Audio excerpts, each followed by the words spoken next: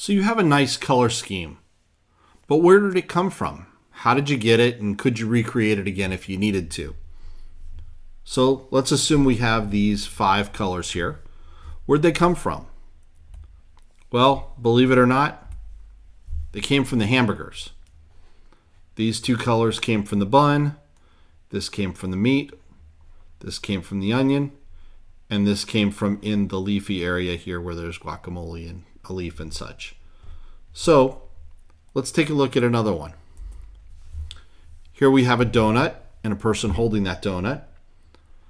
For the blue and the purple, that came out of the icing on the donut.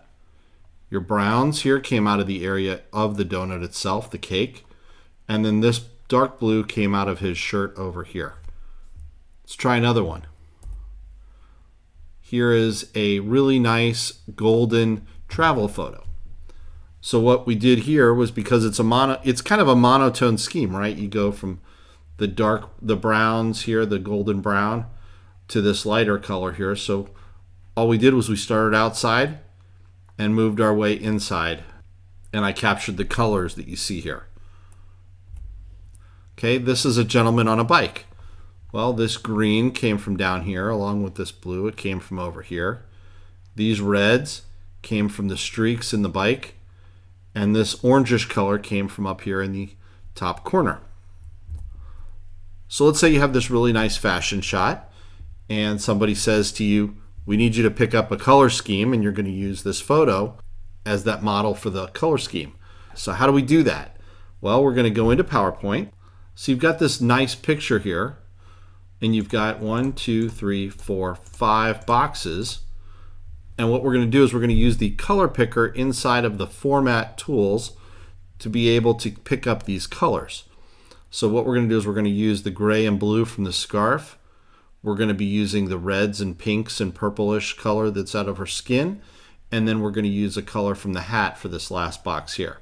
So we've got our first box selected. We're going to go up into our shape fill, go to our eyedropper, come down in here a little bit. And if we hold there long enough, you can see it says blue-gray, blue-gray, ice blue. So they're off just a little bit. There's gray again. So we're going to come here in the middle and we're going to pick this. And you can see that it says 151, 155, 167. That's your R, your G, and your B.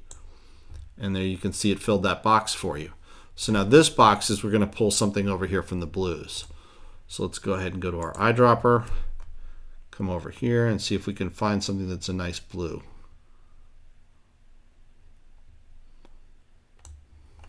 Okay, now these 2 are going to come out of her skin. So we're going to pick up the eyedropper. We're going to come in here under her eyes because there's a little more color there. And we're going to go here with this coral color, which is 176, 128, and 123. And then the next color will come out of her actual skin tone. We'll come over here and go with this rose color. There you go. And then this last box is going to come out of her hat.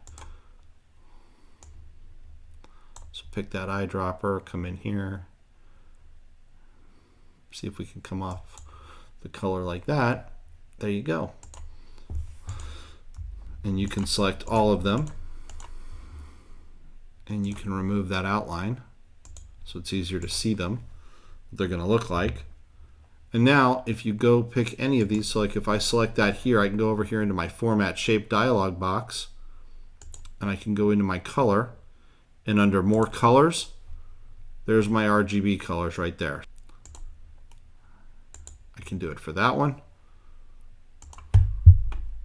And we'll do this one here just because. There you go. So you can see that you can capture these colors and you can reuse them over and over again.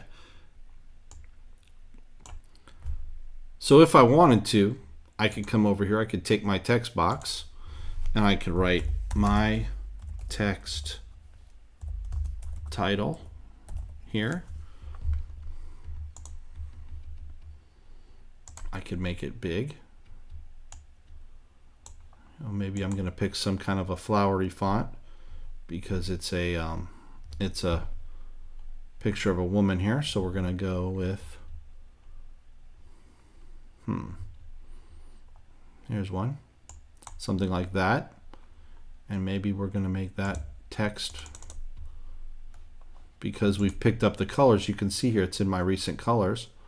So we'll pick up this blue. There it is. We can make that bold so it stands out a little better. And we can put it right there on that photo, and it matches, and it looks nice. And if you needed to, you could come behind it. You could put a little box here, and you could fill that box with that color. Remove the shape outline. Bring this guy to the front. Put the text title there. And if you wanted to, you can even drop that transparency a little bit. And now you have something that looks very nice. And because you've got this semi-transparent box, you can even grab that and bring it down here and it still works. So there you go. That's how you pick colors from a photo using the color picker inside of PowerPoint.